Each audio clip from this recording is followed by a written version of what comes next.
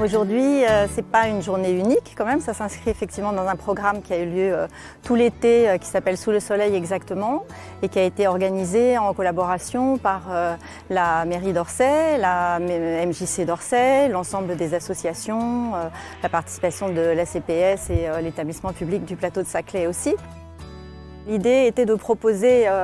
des activités à la fois festives, ludiques et culturelles à l'ensemble des Orséens, avec sans doute un focus un peu plus fort sur un public familial pour pouvoir intéresser à la fois les enfants et leurs parents. Donc des ateliers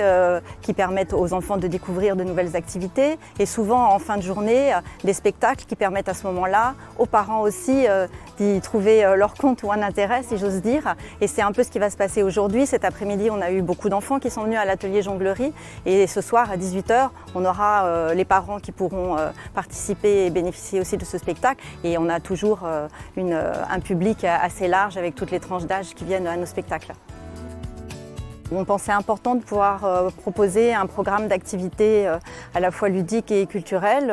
aux Orséens sur un lieu en plus historique qui n'a pas été investi durant les dernières années et qui méritait que les Orséens puissent reprendre le goût et l'habitude d'y venir parce que c'est quand même un endroit assez exceptionnel et demain en plus qui sera en plein cœur de ville de Corbeville. L'intérêt de Corbeville, c'est d'une part de délocaliser un peu, si j'ose dire, les animations qui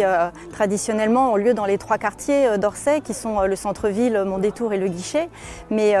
sur le plateau, évidemment, il y a un programme très important de développement sur ce quartier de Corbeville qui est sur la commune d'Orsay. Et le fait d'investir les lieux cet été redonne l'habitude aux Orséens qui parfois avaient travaillé sur le site de Thalès qui était implanté ici jusqu'à il y a quelques années, de revenir, d'emprunter les chemins qui montent depuis le Guichet jusqu'au plateau, de faire un lien entre le plateau de Saclay qui est en train de se développer de façon considérable et le centre-ville et de réinvestir les lieux en profitant de toutes les installations qui ont été